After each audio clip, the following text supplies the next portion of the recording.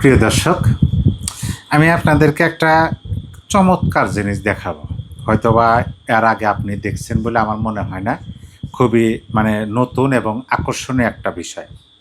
আপনি যদি গুগলে গিয়ে লেখেন, সার্চ বারে লেখেন, বাংলাতে লেখেন নব্য মোস্তাক, তাহলে দেখেন গুগল আপনাকে কি উত্তর দেয়। গুগল এখানে বলতেছে যে নব্য মোস্তাক শব্দটি বাংলাদেশে মূলত রাজনৈতিক বিশ্বাসঘাতকতা বা গাদ্দারি বোঝাতে ব্যবহৃত একটি রূপক বা গালি হিসাবে পরিচিত, যা 1975 সালের 15 আগস্টের ষড়যন্ত্রকারী খন্দকার মোস্তাক আহমেদের বিশ্বাসঘাতকতার সাথে তুলনা করে ব্যবহার করা হয়। এখন ওই যে নিচে দেখেন মূল বিষয়, এই মূল বিষয়ের মাঝখানে লেখা সার্জিস আলম প্রসঙ্গ। এখানে লেখা সাম্প্রতিককালে অর্থাৎ 2026 সালের এপ্রিলের খবর অনুযায়ী এনসিপি দলের নেতা সার্জিস আলমকে উদ্দেশ্য করে নব্য মোস্তাক খেতাব ব্যবহারের খবর পাওয়া গেছে। এই কথাটা কে বলতেছেন? গুগল আপনাকে বলতেছেন, আমাকে বলতেছে। আমি গুগলে গিয়ে কি লিখছি? নব্য মোস্তাক।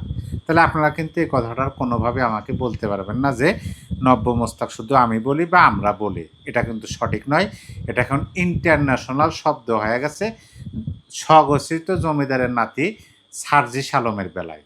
তিনি যে একজন নব্য মোস্তাক, এটা এখন কিন্তু গুগল পর্যন্ত জানিয়ে গেছে।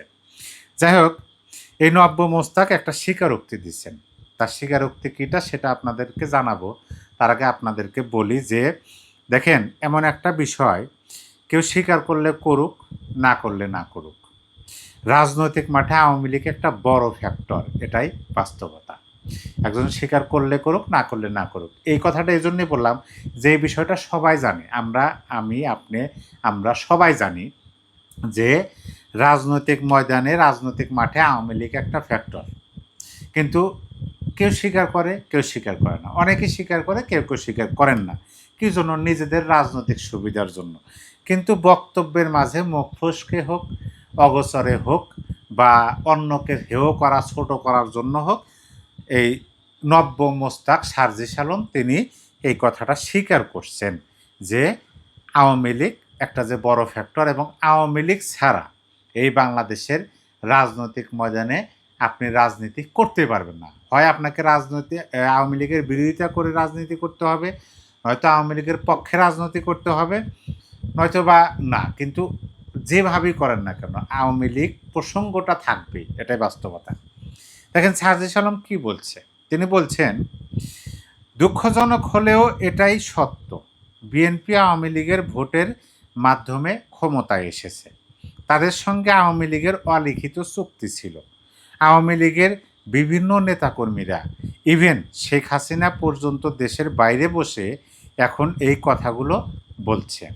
ফলে যারা জুলাই যোদ্ধাদের উপর আক্রমণ করেছিল এবং শহীদদের হত্যার জন্য দায়ী, তাদের অনেক দাগী আসামি এখন জামিন পেয়ে যাচ্ছে। এই কথাটা কে বলছেন? নব্য মোস্তাক, স্বঘোষিত ভুয়া জমিদারের নাতি সার্জিস আলম। ঠিক আছে, এই কথাটা আমরা একেবারে অস্বীকার করি না।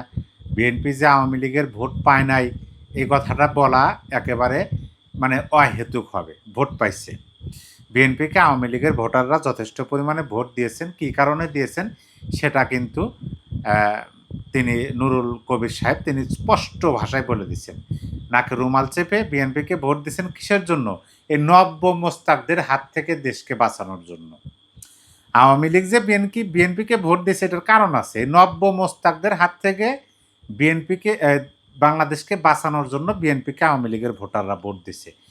আমি যেটা প্রথমে বললাম, স্বীকার করলেও যা, না করলেও তাই, উপরের কথা বাদ। কিন্তু নিচের যে দুইটা লাইন তিনি বলছেন যে ফলে যারা জুলাই যোদ্ধাদের উপর আক্রমণ করেছিল এবং শহীদদের হত্যার জন্য দায়ী, তাদের অনেক দাগী আসামি এখন নাকি জামিন পাইছে বিএনপিকে ভোট দেওয়ার জন্য। এই কথাটার সাথে আমি কোনোভাবেই একমত পোষণ করতে পারলাম না।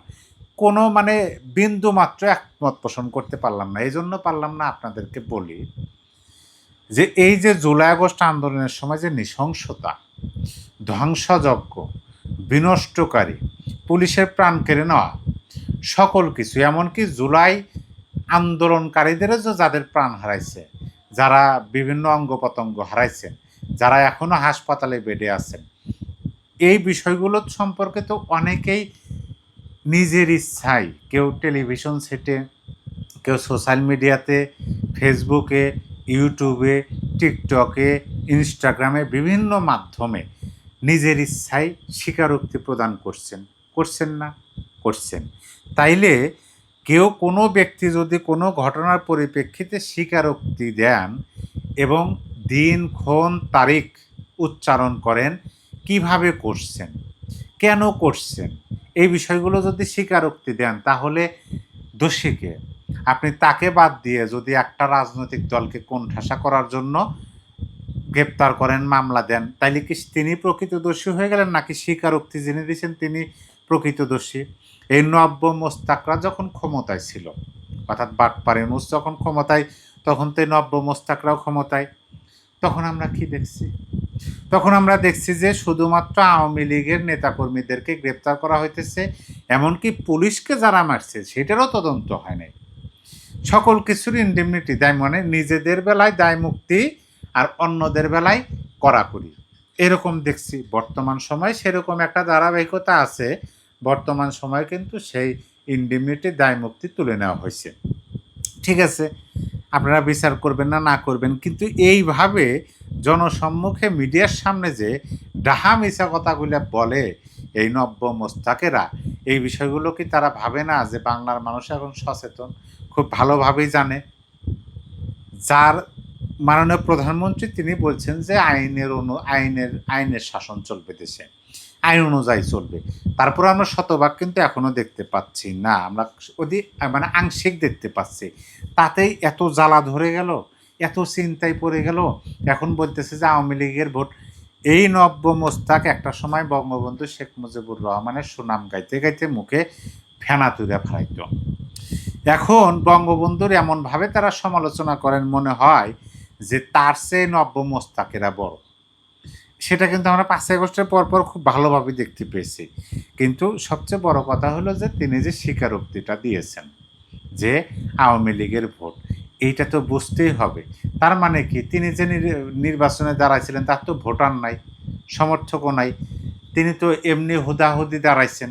এখন সেখানে তো বিএনপি জয়যুক্ত হয়েছে, পুরো বাংলাদেশে তো এখন বিএনপি জয় জয়কার, 2/3 আসনে তারা নির্বাচিত হয়ে সংসদ গঠন করছেন।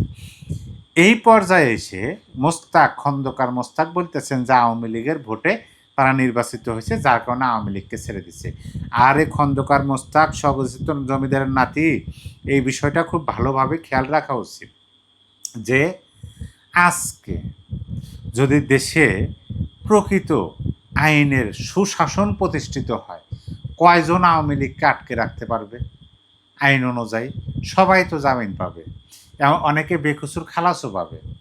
কারণ কি, ঘটনার সত্যতা তো নাই। একজন স্বীকার করতেছে তিনি পুলিশ ফাঁড়িতে আক্রমণ করছেন, পুলিশকে টাঙে ঝুলে রাখছিলেন, তাকে গ্রেপ্তার করা হয়েছিল না।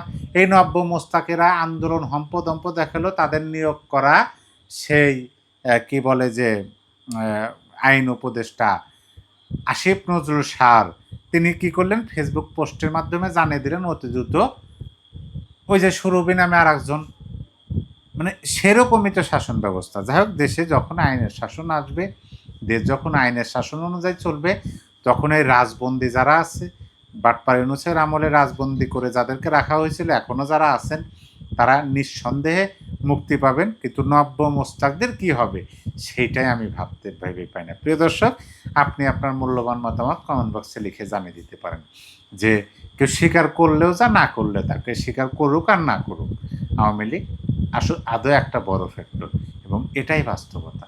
সবাই ভালো থাকবেন। আল্লাহ হাফেজ।